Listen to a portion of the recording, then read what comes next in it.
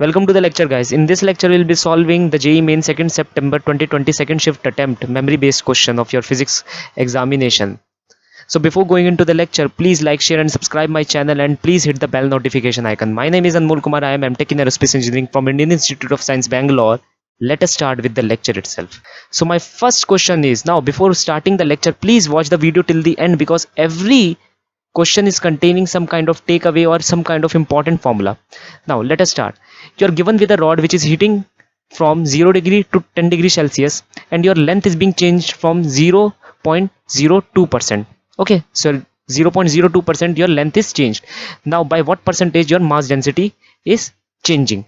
Now as you know, density is nothing but mass per unit volume, and if you are accounting for the change in density, then it will be due to the change in the mass itself and the change in volume itself. Now as you know, mass neither be created nor be destroyed. You can say that the contribution of mass is equal to 0, but there will be a sole contribution due to the volume itself. From the expressions as I have studied in the thermodynamics itself, I can say that delta L due to the rod itself is nothing but equal to L alpha delta T. Now change in density is accounted by the change in volume here, and to find the change in volume, percentage change in volume, I'll be needing the volume of coefficient expansion, which is unknown to me. So for that, what I can do is I can find the value of volume coefficient expansion by the following expression over here. So this is the relation which relates thermal linear coefficient with volumetric and the superficial one.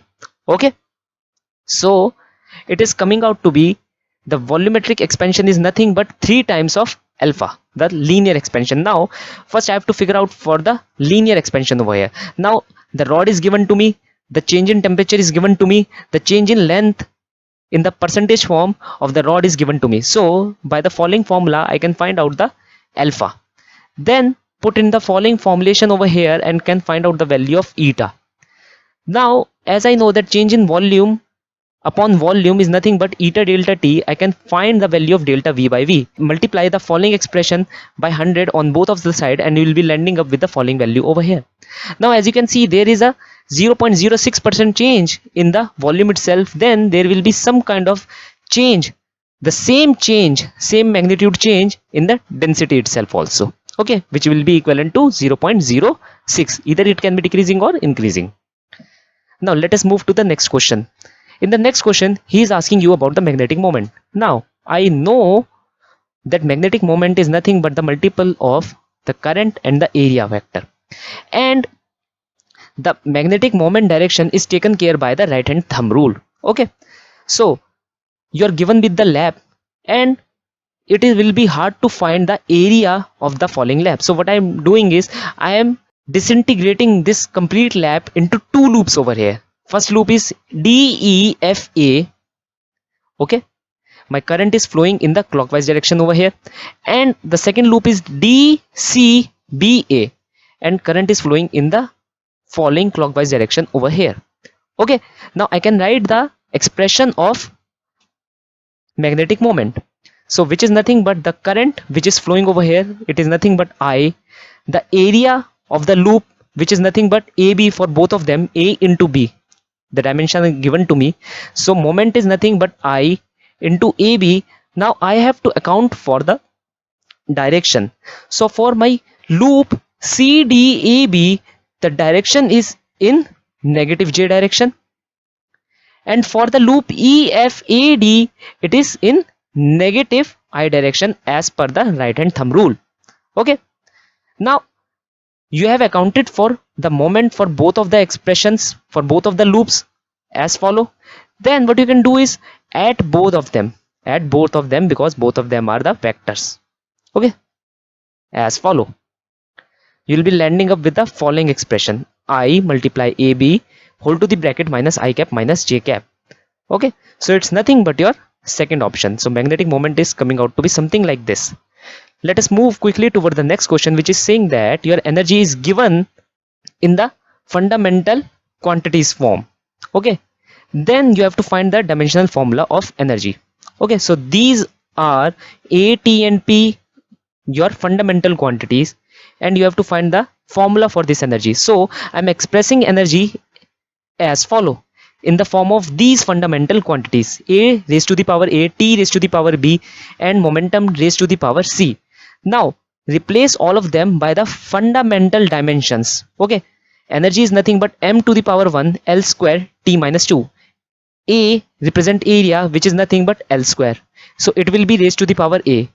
T is nothing but time, which will be raised to the power b, and p is nothing but momentum, which is m into v, mass into velocity, and velocity is nothing lt minus 1, and whole expression will be raised to the power c. Then you have to account for the following a b c's over here. Form the three equations as I have formed over here, and please find the value of c, a and b, and put in the parent equation over here. So you will be landing up with the following expression, which is nothing but option number 3.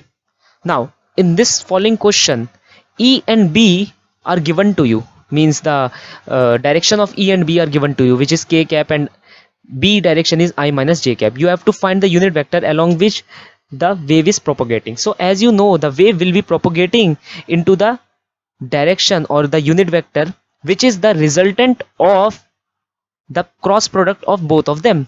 Okay, cross product of both of them. As you know, your B and E are at 90 degree to each other, and your vector, propagating vector, will be perpendicular to both of them. So what I can do is I can take the cross product of both of them, and in parallel to this will be my propagating vector.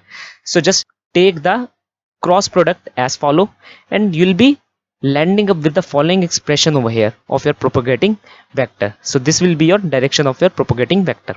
Okay, let us move to the next question, which says that charge Q is distributed among these two shells, shell number 1 and shell number 2. Okay, both of the shell are having same charge density.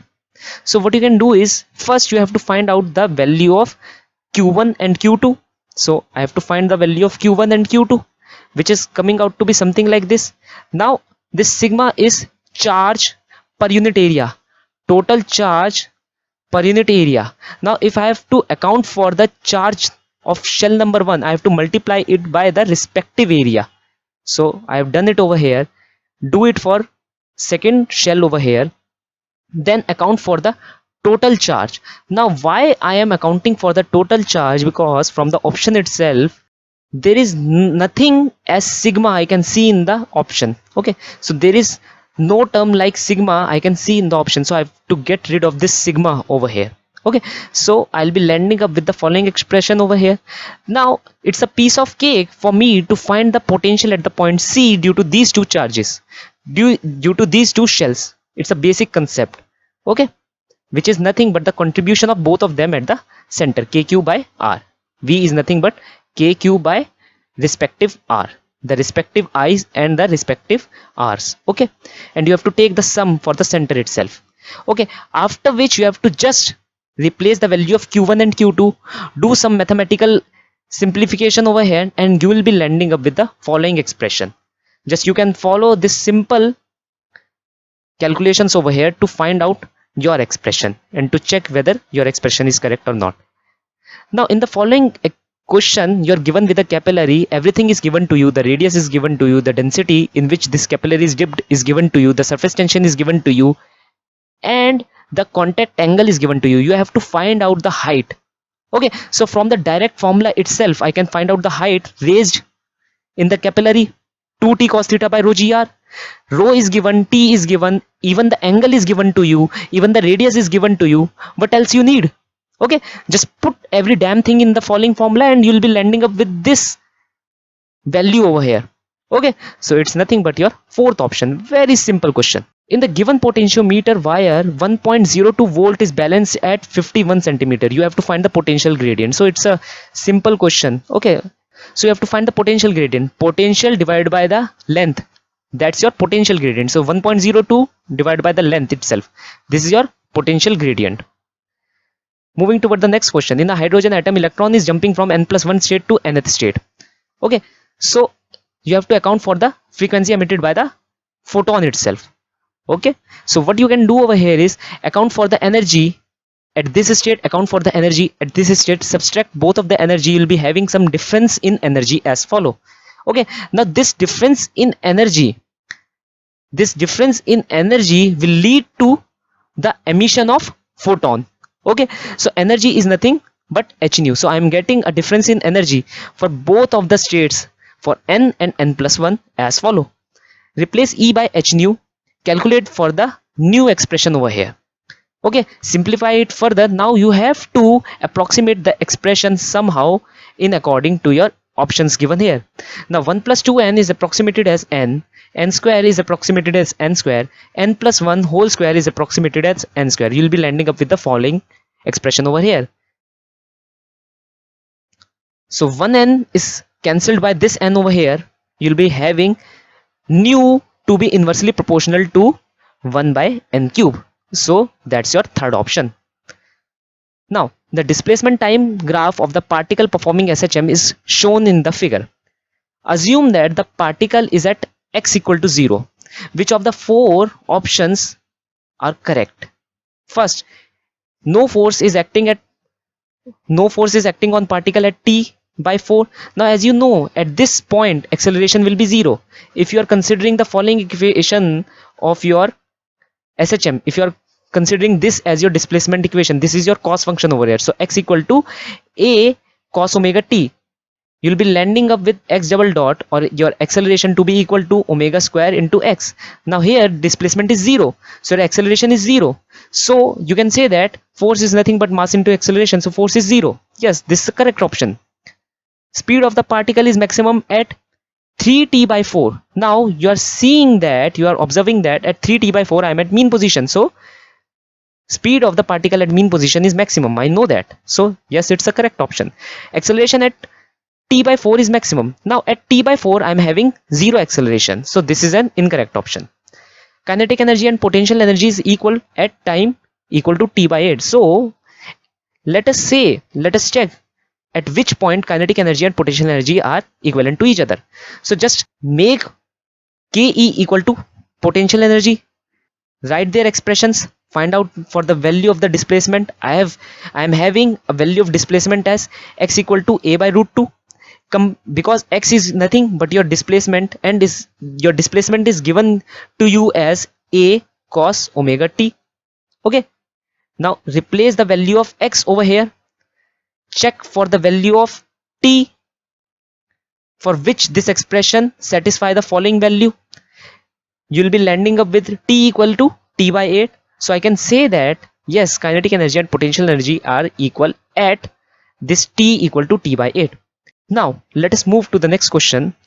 A closed box contains an ideal gas. If temperature of the gas is increased, which of the following four option is correct? Mean free path remains the same. Now from the expression of mean free path I can say that increasing the temperature is neither increasing by number of molecules, nor increasing by diameter of molecule, nor it is increasing my volume of the container. So lambda or mean free path will remain the same. Mean free path will decrease. No, it is incorrect option. Relaxation time decrease. Now from the relaxation time expression itself I can say that relaxation time is inversely proportional to the temperature, and my temperature is increasing, so my relaxation time will be decreasing. So yes, it's a correct option. D is the incorrect option. In the following you have to find the voltage across this capacitor when steady state is achieved. Now in the steady state you will be knowing that this capacitor will act as an open circuit. Okay, so current will not flow in this part. Okay, so what you can do is you can account for the current in each of the branch over here, and in this branch current will be 0. So I have accounted for the value of current in each of the branch over here. Okay, now what you can do over here is you can just find the value of potential difference in this point A and this point P. Okay, by using your usual KVL method. If you haven't seen my KVL video, please watch it. It is given under the description itself. It's very easy, hardly take 5 minutes to watch, and your life will become easy after watching it. So this is 2 ohm, this is 2 ohm, current is flowing to be 1 ampere, current is flowing to be 3 ampere, VA, VP. So VA minus 2 minus 6 equal to VP. VA minus VP is coming out to be 8 volt. So fourth option is correct. two disks having moment of inertia I1 and I2 and angular velocities as omega 1 and omega 2 are placed coaxially. Find the total kinetic energy when they rotate with same angular velocity. Now in the following question, first they can ask the value of omega, the same angular velocity, and also they are asking for the value of kinetic energy also. Okay, so the concept says if there is no external torque acting, then I can say that my initial angular momentum will be equal to the my final angular momentum. So I1 omega 1 plus I2 omega 2 will be equal to I1 plus I2 into the common omega they are having by the angular momentum conservation. I will be having my omega something like this. Now because no force, no external torque is acting, so there will be no dissipation in the kinetic energy, so I can say that my initial kinetic energy will be equal to the my final kinetic energy. By the following expression you can account for the final kinetic energy. Okay, now let us move to this question. He's saying that you are having a particle, you are projecting it with a velocity v, this is your origin. Now you have to account for the trajectory itself. Okay, so I'm taking this y as my positive y, okay, and this x as my positive x. So I'm seeing over here that an acceleration will be acting in the x direction due to this e, and due to gravity an acceleration is acting in this direction. Okay, so I'll be landing up with the following expression over here. So as I can see over here, my acceleration is constant. Okay, so my charge particle will show this kind of trajectory path. Okay, let us move to the next question, which says in YDSC you are given with lambda 700 nanometer, then you are having 16 fringes in this particular PO. Now if you change your lambda to 400, then you are having x number of fringes, but your y isn't being changed. Okay, then you have to account for the number of fringes. So what I can do over here is, because I'm not changing the y and I know that y is nothing but the number of fringes, the d, the distance in between the screen and the slits, then the respective lambda upon the distance in between both of the slits over here. I can have the equation as follow. Okay, from the concept itself. Now for both of the cases what I can do is I can equate the expression for both of the cases as follow. M1 is number of fringes for my first case, M2 is number of fringes for my second case. You can find out the value of M2 by M1 over here. After finding out the value of M2 by M1, which is nothing but the ratio of lambda 1 by lambda 2, you can just simply find out the value of M2 from the following expression, which is coming out to be 28. Now here acceleration due to gravity is same at a height h from the surface. You are at the surface and you are calculating the g at this point at a height h, and same height you are going downward in the direction and you are calculating the g over here. You are seeing that at both of these points my acceleration due to gravity is coming out to be same. Okay, now you have to find the value of h over here. So from the following expression, g at a height h above the earth surface is something like this, g at a depth d from the earth surface is something like this. You have to equate both of them. You are given as h equal to d as per my question, then you can find out the root for the value of h as follow. Okay, I have given the mathematical complexity over here, so you can simplify the above expression and you will be landing up with the following value of h over here. Okay, so it's just a piece of cake for you guys to solve all these kind of questions, just a mathematical question, memory based question. Moving toward the next question, efficiency of cyclic process is 50%. Heat given to the system is something 1915. This is heat being removed from the system, this heat is being added to the system, and this heat is being removed from the system and is unknown to us. I have to find this value.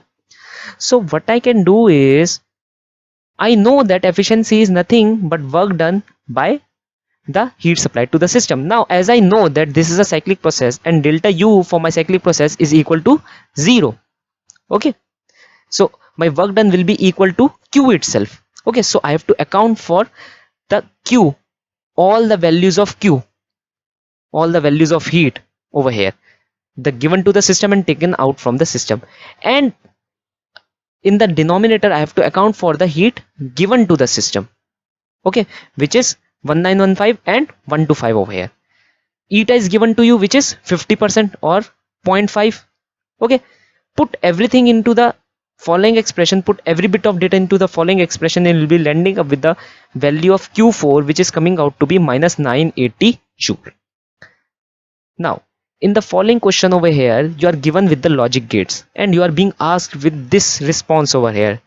Now as you can see, this is my NAND gate, this is my NOR gate, this is my AND gate, this is my AND gate, and again this is my NOR gate. So I have made a table over here.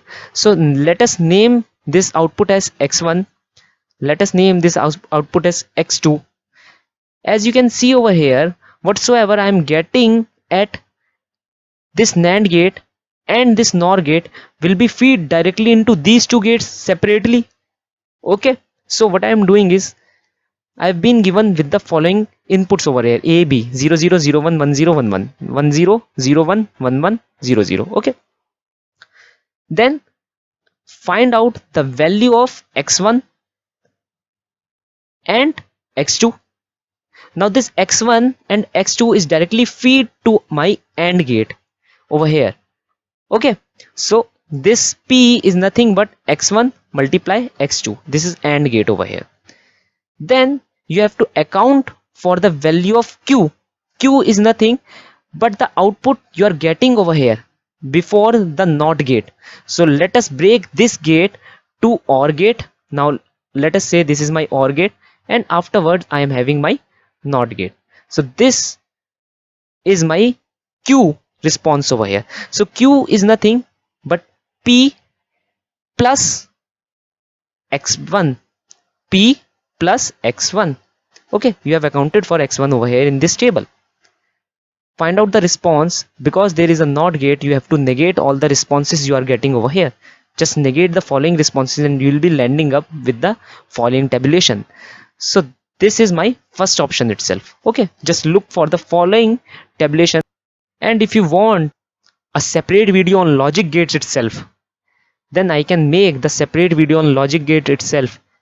Just put it under the comment section that, sir, before my JEE examination I want the video for the logic gates. I can make that video also within due time. Okay, now impedance of LR circuit is given to be 100 ohm. Phase difference between the source voltage and the source current is given to be 45 degree. Frequency is 1000 hertz. Find out the inductance of the coil. Okay, so you have to find out the value of L. Now as per the question, I can make the following diagram. This is the phase difference. Okay, this is the phase difference and this is the resistance, and you can say this is the inductive reactance over here. Okay, so you can say that because you are given with the value of phase is nothing, tan theta is nothing but XL over R, which is given you to be as 45 degree, which is 1. So XL is nothing but equal to R. Now from the impedance, you know that impedance will be resultant sum of XL and R. I can write it as follow. Okay, now you are being given with the impedance value of 100. Okay, impedance is the resultant of XL and R. Okay, so you are given with the impedance value of 100. Just put into the following expression over here. You will be landing up with the following expression. Now you have to remember that XL is equal to R from the previous calculation itself. Okay, find out the value of R, and XL is nothing but omega into L. XL is nothing but omega into L. Omega is nothing but 2 pi f, and XL, you have find it out the value of XL over here, which is coming out to be 50 root 2. Okay, so omega is coming out to be 2 pi f. Now you have to find out the value of L, where f is given to you as 1000. Okay, so by the following calculation I can find out the value of L over here simply. Just you have to follow the simple calculations. Now you are given with a square side of a by 2 is being removed from the disk. find out the center of mass of the remaining portion. Now it's a very much simple question, so you can do it by the cavity method itself. So what you can do is you can divide this figure into two parts. First is the disk, second is the cavity. So this disk will be carrying a plus sigma mass per unit area, which is your plus sigma, and this cavity will be carrying a negative sigma, negative mass per unit area. Okay, now if you have to find out the value of center of mass, what you can do is you can follow the same formulation of center of mass. Center of mass is nothing from one origin, from one particular origin. You can say that center of mass is nothing but m into x1, the coordinate of the first mass multiplied to the first mass itself, and the coordinate of the second mass multiplied to the second mass itself upon the sum of both of the masses. Now I am considering my origin to be at the center of mass of the disk itself. Okay, so hence I can say that this term will be bypassed. Okay, because x1 will be equal to 0. For the value of x2, my x2 is lying over here, which is nothing but a by 2.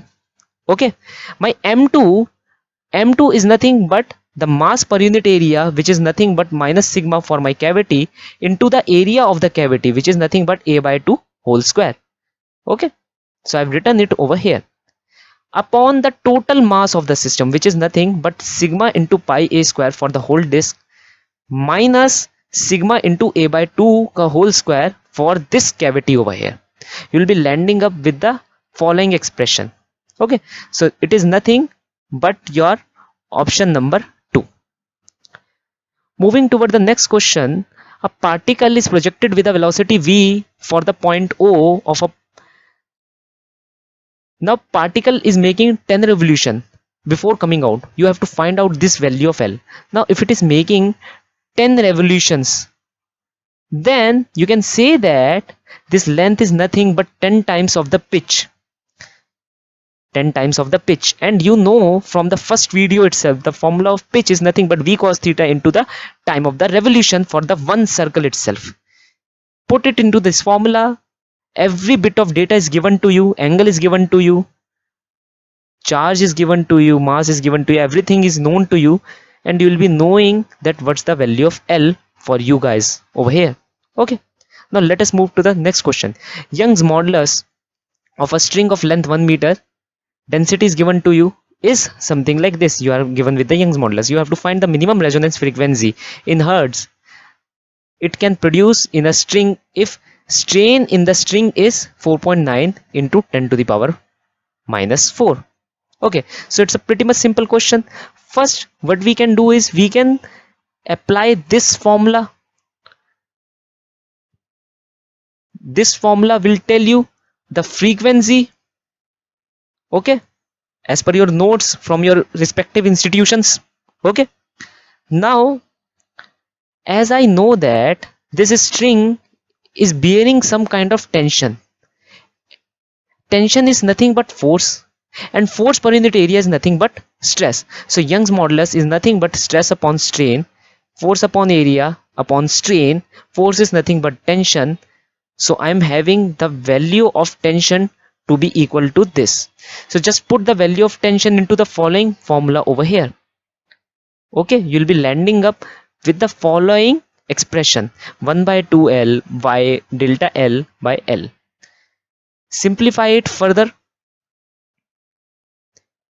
You are given with strain to be equal to 4.9 into 10 to the power minus 4 over here.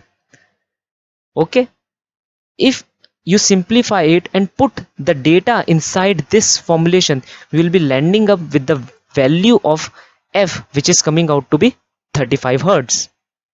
Okay, so it's a NAT type question, so the answer was 35 hertz. So in the following question, you have to account for the value of this green angle theta in between the emergent ray and the reflected ray. So it's an angle theta. Okay, so what you can do over here is at point S1, you know that you are going under refraction over here. Okay, so you can apply the Snell's law. by the following Snell's law, you can find out the value of R over here. Now from the geometry itself, your R will be equal to your R dash from the geometry itself. Okay, now as you know that your ray over here is going under reflection, so this R will be equal to this reflected angle over here. Okay, now again this ray is also undergoing refraction. This is your emergent ray. Okay, then I can say that applying Snell's law at S2, I can account for the value of E also over here from the following calculation, which is coming out to be 60 degree. Okay, so now if you look at this line PC, I can say that this line PC is nothing but the sum of three angles, E, our angle theta, and our angle R dash, this angle R dash. Okay, so it is coming out to be 180 degree. Now R dash is known to me, which is 30 degree. This E is known to be, which is 60 degree. So theta is coming out to be 90 degree for me. Okay, you can do it by yourself and check the formal solution from the slides over here. Now in the following question, a capacitor of capacity 20 microfarad is charged up to 50 volt and then it is disconnected from the cell. Now this charged capacitor is connected to another capacitor of the capacitance C. Okay, if the final common potential is 20 volt, then you have to find the capacitance C. So it's a pretty much simple question. You can use the expression of common potential, which is nothing but V equal to C1 V1 plus C2 V2 upon the C1 by C2. One capacitance is unknown, one potential difference is given out to be 0 because it's an uncharged capacitor. Okay, you can figure out the value of C from the following expression, which is coming out to be 30 for me. Okay, so it's a pretty much simple question. So guys, if you loved my lecture, please give it a thumbs up, like, share and subscribe. Don't forget to share my lectures and don't forget to watch my videos on tricks about KVL, KCL and tricks to solve physics numerical at 2 times faster rate or in 1 minute. So if you want my tuition classes, which is very much cheap, it is under 250 rupees to 500 per subject, and if you are taking 3 subjects, then it's just 1000 rupees for the 2 subjects only. So if you want my tuition classes, online classes, you can contact me on my number, on my WhatsApp number. You can directly text me or you can call me on my calling number and I'll be getting in touch as soon as possible to you. So we'll meet you in the next lecture. Until then, goodbye guys.